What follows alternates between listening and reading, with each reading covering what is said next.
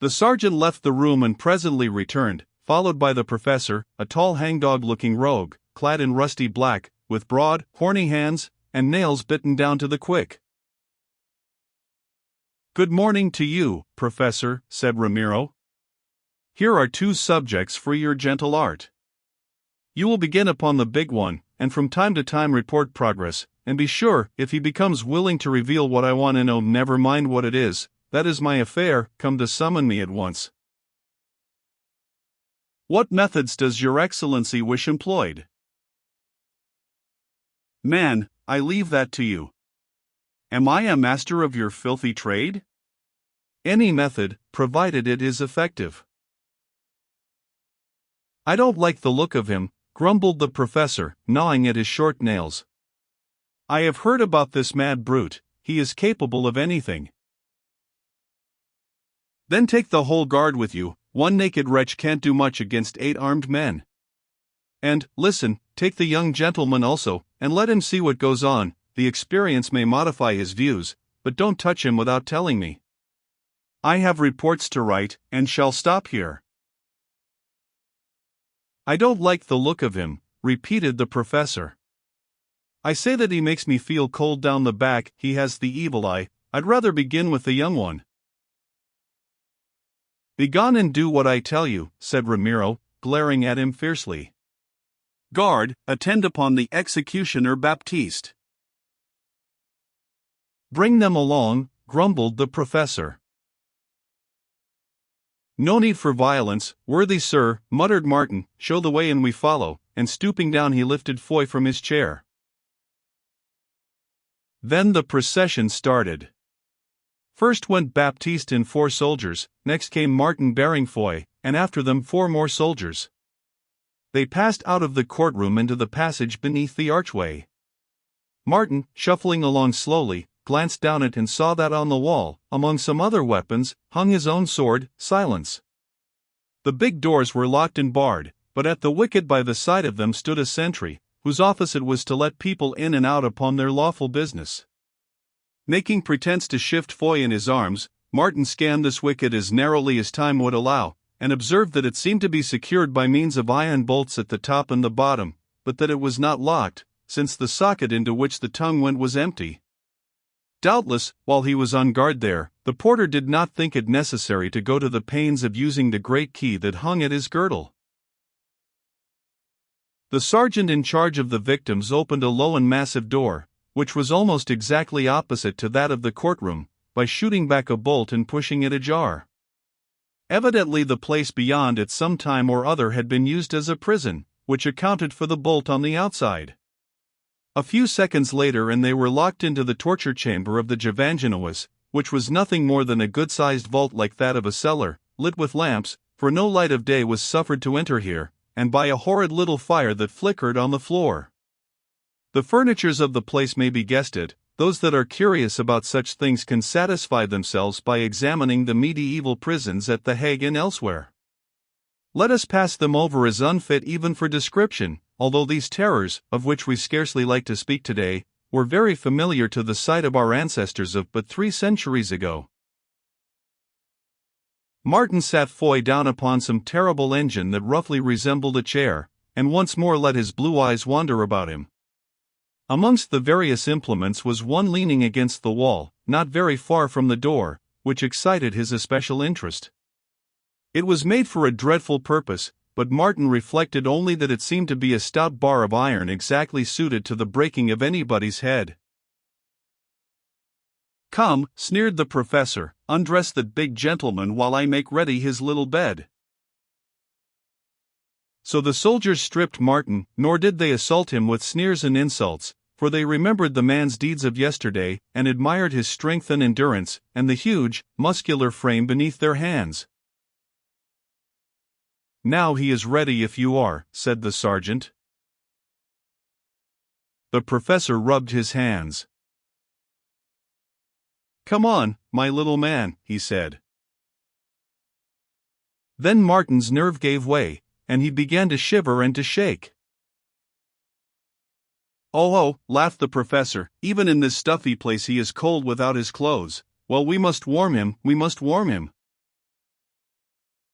Who would have thought that a big fellow, who can fight well, too, was such a coward at heart, said the sergeant of the guard to his companions. After all, he will give no more play than a Rhine salmon. Martin heard the words, and was seized with such an intense access of fear that he burst into a sweat all over his body. "I can't bear it," he said, covering his eyes, which, however, he did not shut with his fingers. "The rack was always my nightmare, and now I see why. I'll tell all I know." "Oh, Martin, broke out Foy in a kind of wail, "I was doing my best to keep my own courage. I never dreamt that you would turn coward." "Every well has a bottom, master," whined Martin, "and mine is the rack. Forgive me, but I can't abide the sight of it." Foy stared at him open-mouthed. Could he believe his ears? And if Martin was so horribly scared, why did his eye glint in that peculiar way between his fingers? He had seen this light in it before, no later indeed than the last afternoon, just as the soldiers tried to rush the stair. He gave up the problem as insoluble, but from that moment he watched very narrowly. "Do you hear what this young lady says, Professor Baptiste?" said the sergeant. "She says, imitating Martin's whine, that she'll tell all she knows. Then the great cur might have saved me this trouble. Stop here with him. I must go and inform the governor, those are my orders." No, you needn't give him clothes yet, that cloth is enough, one can never be sure."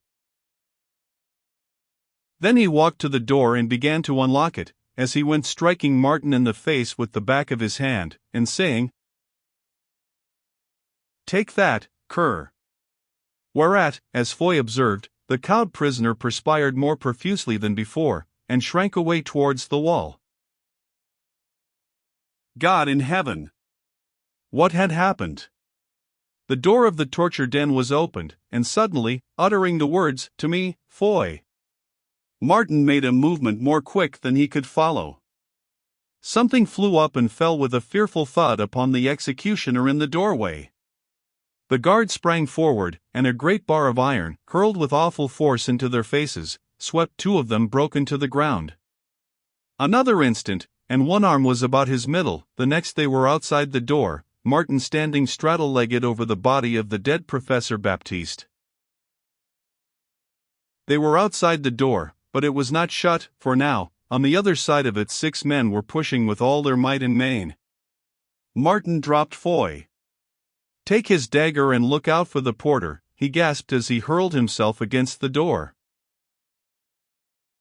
In a second Foy had drawn the weapon out of the belt of the dead man, and wheeled round. The porter from the wicket was running on them sword in hand. Foy forgot that he was wounded, for the moment his legs seemed sound again. He doubled himself up and sprang at the man like a wildcat, as one springs who has the rack behind him. There was no fight, yet in that thrust the skill which Martin had taught him so patiently served him well, for the sword of the Spaniard passed over his head, whereas Foy's long dagger went through the porter's throat. A glance showed Foy that from him there was nothing more to fear, so he turned. "Help if you can," groaned Martin, as well he might, for with his naked shoulder wedged against one of the crosspieces of the door he was striving to press it to so that the bolt could be shot into its socket. Heavens! What a struggle was that! Martin's blue eyes seemed to be starting from his head, his tongue lolled out and the muscles of his body rose in great knots. Foy hopped to him and pushed as well as he was able. It was little that he could do standing upon one leg only, for now the sinews of the other had given way again, still that little made the difference, for let the soldiers on the further side strive as they might, slowly, very slowly, the thick door quivered to its frame. Martin glanced at the bolt, for he could not speak, and with his left hand Foy slowly worked it forward. It was stiff with disuse, it caught upon the edge of the socket. "Closer," he gasped. Martin made an effort so fierce that it was hideous to behold, for beneath the pressure the blood trickled from his nostrils, but the door went in the 16th of an inch and the rusty bolt creaked home into its stone notch. Martin stepped back, and for a moment stood swaying like a man about to fall. Then, recovering himself, he leapt at the sword Silence which hung upon the wall and passed its thumb over his right wrist. Next he turned towards the door of the courtroom. "Where are you going?" asked Foy. "To bid him farewell," hissed Martin. "You're mad," said Foy, "let's fly while we can. That door may give," they are shouting. "Perhaps you are right," answered Martin doubtfully. "Come. On to my back with you." A few seconds later the two soldiers on guard outside the Evangelist were amazed to see a huge, red-bearded man, naked save for a loincloth, and waving a great bare sword, who carried upon his back another man, rush straight at them with a roar. They never waited his onset, they were terrified and thought that he was a devil. This way and that they sprang, and the man with his burden passed between them over the little drawbridge down the street of the city, heading for the Morschport. Finding their wits again, the guards started in pursuit, but a voice from among the passers-by cried out, "It is Martin, Red Martin, and Foy van Goorl, who escaped from the Evangelist," and instantly a stone flew towards the soldiers. Then, bearing in mind the fate of their comrades on the yesterday, those men scuttled back to the friendly shelter of the prison gate. When at length Ramiro, growing weary of waiting, came out from an inner chamber beyond the courtroom, where he had been writing, to find the professor and the porter dead in the passage, and the yelling guard locked in his own torture chamber, why, then those sentries declared that they had seen nothing at all of prisoners clothed or naked. For a while he believed them, and mighty was the hunt from the clock tower of the Evangelist down to the lowest stone of its cellars, yes, and even in the waters of the moat. But when the governor found out the truth, it went very ill with those soldiers, and still worse with the guard from whom Martin had escaped in the torture room like an eel out of the hand of a fishwife. For by this time Ramiro's temper was roused, and he began to think that he had done ill to return to Leyden. But he had still a card to play. In a certain room in the Evangelist sat another victim. Compared to the dreadful dens where Foy and Martin had been confined, this was quite a pleasant chamber upon the first floor, being reserved, indeed, for political prisoners of rank, or officers captured upon the field who were held to ransom. Thus it had a real window, secured, however, by a double set of iron bars, which overlooked the little inner courtyard and the jail kitchen. Also it was furnished after a fashion, and was more or less clean. This prisoner was none other than Dirk van Goorl, who had been neatly captured as he returned towards his house after making certain arrangements for the flight of his family, and hurried away to the jail. On that morning Dirk also had been put upon his trial before the squeaky-voiced and agitated ex-tailor. He also had been condemned to death, the method of his end, as in the case of Foy and Martin, being left in the hands of the governor. Then they led him back to his room, and shot the bolts upon him there. Some hours later a man entered his cell, to the door of which he was escorted by soldiers, bringing him food and drink. He was one of the cooks and, as it chanced, a talkative fellow. "What passes in this prison, friend?" asked Dirk, looking up, "that I see people running to and fro across the courtyard, and hear trampling and shouts in the passages? Is the Prince of Orange coming, perchance, to set all of us poor prisoners free?" And he smiled sadly. Grunted the man, "we have prisoners here who set themselves free without waiting for any Prince of Orange. Magicians they must be, magicians and nothing less." Dirk's interest was excited. Putting his hand into his pocket he drew out a gold piece, which he gave to the man. "Friend," he said, "you cook my food, do you not, and look after me? Well, I have a few of these about me, and if you prove kind they may as well find their way into your pocket as into those of your betters. Do you understand?" The man nodded, took the money, and thanked him. "Now," went on Dirk, "while you clean the room, tell me about this escape, for small things amuse those who hear no tidings." "Well, mynheer," answered the man, "this is the tale of it so far as I can gather. Yesterday they captured 2 fellows, heretics I suppose, who made a good fight and did them much damage in a warehouse. I don't know their names, for I am a stranger to this town, but I saw them brought in, a young fellow, who seemed to be wounded in the leg and neck, and a great red-bearded giant of a man. They were put upon their trial this morning, and afterwards sent across, the 2 of them together, with 8 men to guard them, to call upon the professor, you understand? Dirk nodded, for this professor was well known in Leiden. And then, he asked. And then? Why, Mother in heaven!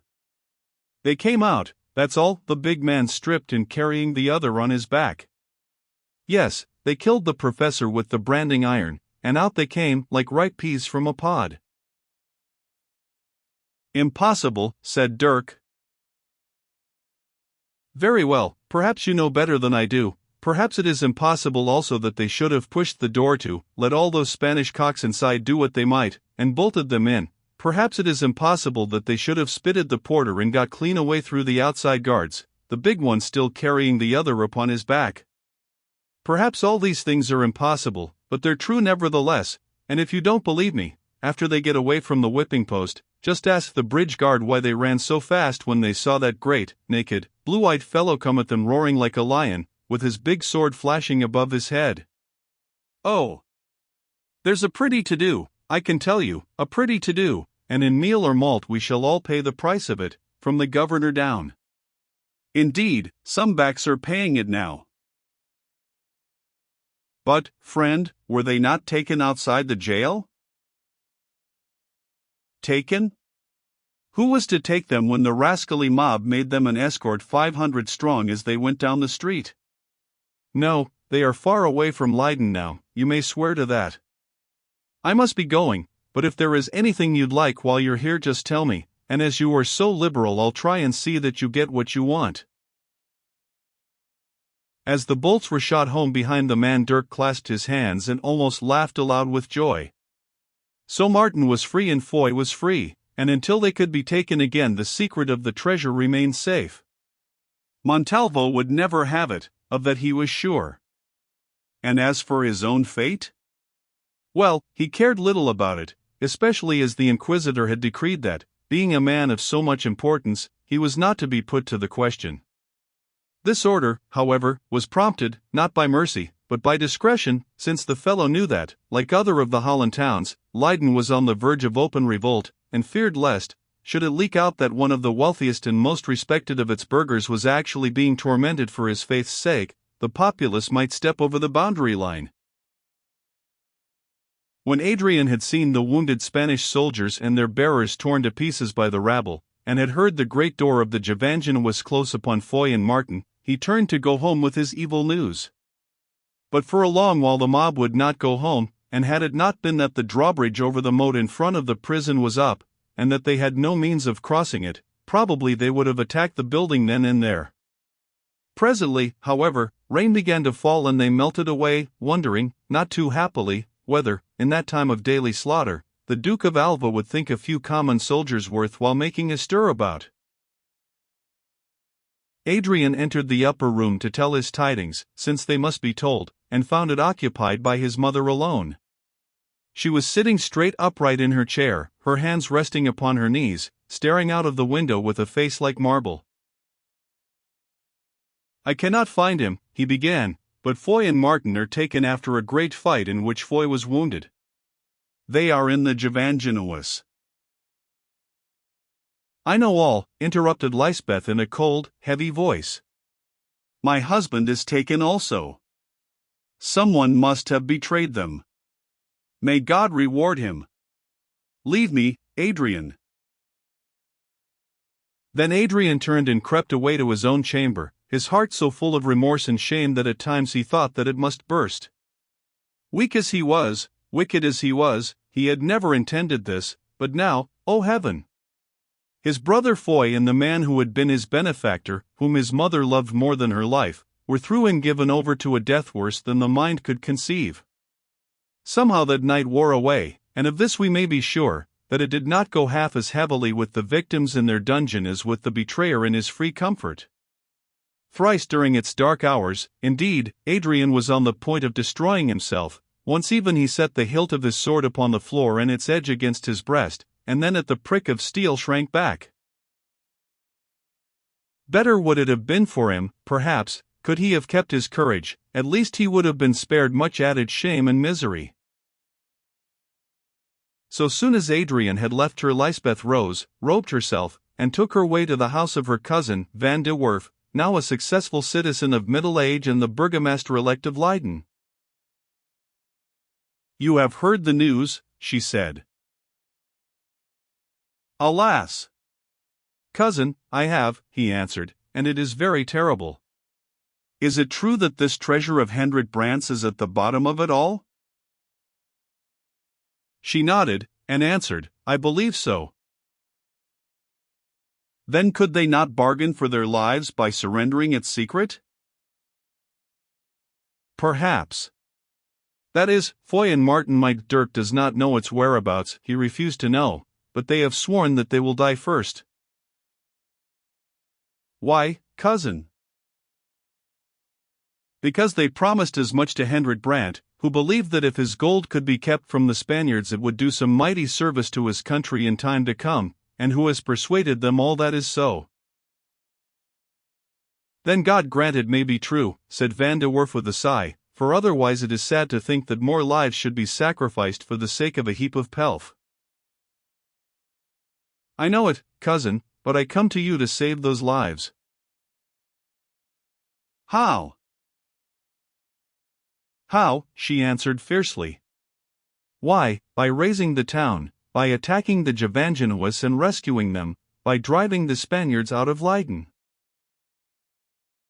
and thereby bringing upon ourselves the fate of Mons. Would you see this place also given over to sack by the soldiers of Noircarmes and Don Frederick?" "I care not what I see so long as I save my son and my husband," she answered desperately.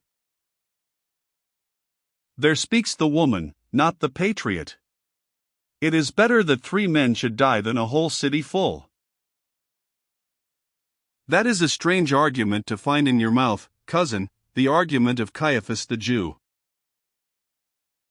"Nay, Lysbeth, be not wroth with me, for what can I say? The Spanish troops in Leiden are not many, it is true, but more have been sent for from Haarlem and elsewhere after the troubles of yesterday arising out of the capture of Foy and Martin, and in 48 hours at the longest they will be here. This town is not provisioned for a siege, its citizens are not trained to arms, and we have little powder stored. Moreover, the city council is divided. For the killing of the Spanish soldiers we may compound, but if we attack the Gevangenuis, that is open rebellion, and we shall bring the army of Don Frederick down upon us." "What matter, cousin? It will come sooner or later." "Then let it come later, when we are more prepared to beat it off." "Oh! Do not reproach me, for I can bear it ill, I who am working day and night to make ready for the hour of trial. I love your husband and your son, my heart bleeds for your sorrow and their doom, but at present I can do nothing, nothing. You must bear your burden, they must bear theirs, I must bear mine, we must all wander through the night not knowing where we wander till God causes the dawn to break, the dawn of freedom and retribution." Lysbeth made no answer, only she rose and stumbled from the house, while Van de Werf sat down groaning bitterly and praying for help and light.